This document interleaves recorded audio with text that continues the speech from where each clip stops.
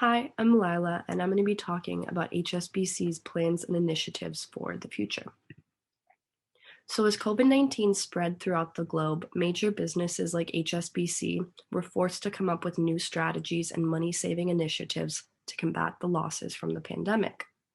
One of the first initiatives HSBC put into place this past year was its plan to close and sell its remaining 150 US branches, as well as its remaining 200 French branches.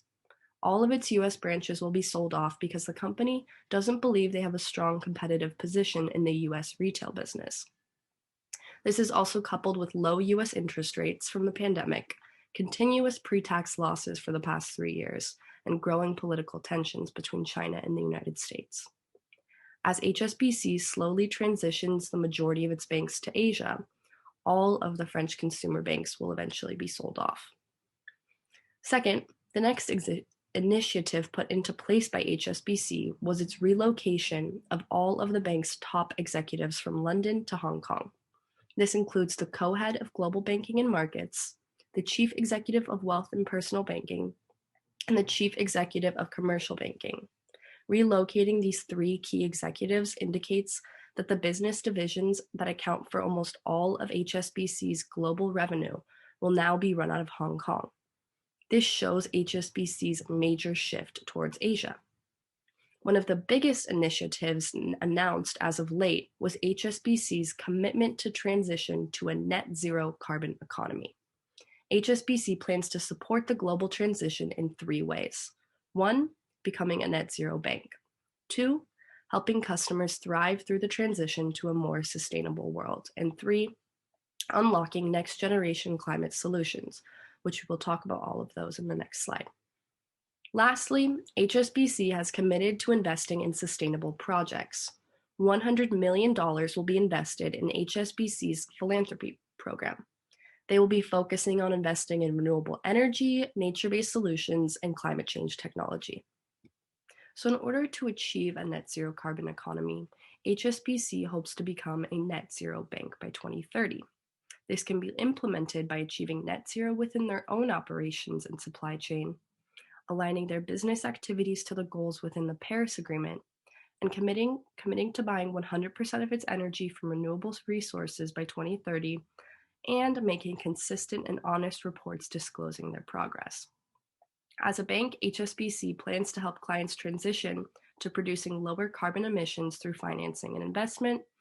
This means that the bank will try and help its customers switch to more sustainable ways of doing business. This would include providing between $750 million and $1 trillion of financing to support customer transition, as well as bringing together their dedicated ESG solutions team and experts to develop custom-tailored solutions to its customers. Lastly, HSBC also hopes to unlock next-generation climate solutions by partnering with the investment firm Pollination.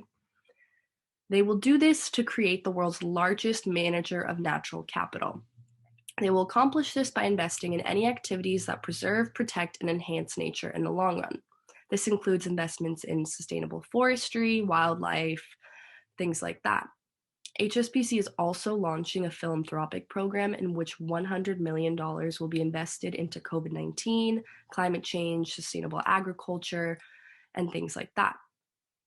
They hope to develop a new generation of sustainable infrastructure in developing countries in the future as well. This is because they believe that developing a more sustainable infrastructure around the globe will combat the effects of climate change in the long run. So I think we can see that it is clear that HSBC sees a bright future within the sustainability sector. So as you can see, HSBC has made pretty extensive progress in their promise to become a net zero bank. As you can see on the graph on the left, carbon emissions per employee decreased from 3.4 tons in 2011, which you can see right here, to 1.76 tons in 2020. The graph on the right displays HSBC's total carbon emissions from 2011 to 2020. The company decreased its total carbon emissions by over 500,000 tons in only 9 years. On the next slide, you can see the graph on the left details the percent of waste reduced and recycled within the company. Waste reduction increased from 19% in 2011 to a whopping 72% in 2020. Though HSBC has struggled with its amount of waste recycled, as you can see in the yellow key, the graph on the right shows HSBC's ability to reduce office waste significantly within the past 9 years. Overall, I think that the bank has shown that it is committed to becoming one of the first net zero banks in the world. So now I'm going to be talking about the diversity and inclusion programs implemented at HSBC. So due to the recent events impacting the African American community this summer, HSBC actually announced a plan of action to improve opportunities for minority employees and hopefully increase diversity within the senior leadership level. The bank hopes to achieve this by at least doubling the number of Black employees in senior roles by 2025. And they also plan to update the recruitment process to phase out any potential sources of biases. And they will also be working with an external executive search firm to attract Black and ethnically diverse talent for leadership roles. The bank also plans to work with specialists focused on recruiting from diverse candidate pools, as well as working on hiring new strategies for Black and ethnic minority candidates when it comes to graduate programs. HSBC has also created employee resource groups, and these groups are basically there to facilitate an open discussion of workplace issues, and that hopefully will create a more diverse culture and work environment. Not only that, but HSBC is also an equal employment opportunity as well as an affirmative action employer. So this means that everyone within the organization must be treated fairly and basically have the exact same chance to succeed. So HSBC employees lead 8 global networks. They're also called employee resource groups, which we just talked about. And these are to promote diversity within the bank. Almost a third of all HSBC employees actually belong to an employee resource group. So these groups include Ability, which is a network dedicated to leveraging the diverse skills and abilities of employees with both visible, hidden physical, and mental health challenges. The Balance Network supports the recruitment, development, advancement, and engagement of a gender-balanced workforce. The Embrace Network for ethnicity and race helps HSBC basically, they're hoping to attract and engage a more diverse range of talent. Their Faith Network promotes tolerance and respect for all faiths. Their Generations Network promotes cross-generational understanding, communication, things like that, where basically they are able to have some sort of knowledge transfer from one another.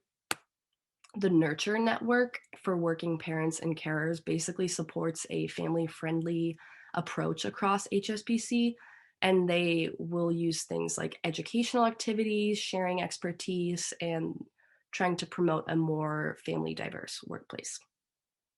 The Pride Network supports an inclusive environment for lesbian, gay, bisexual, transgender, and other non-mainstream groups on the spectrum of sexual orientation.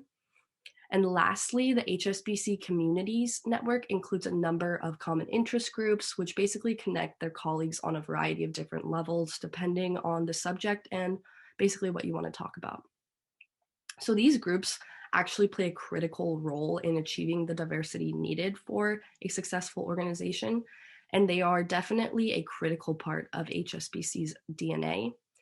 The first network was actually founded in 1975. So these networks are very important to the core of the company.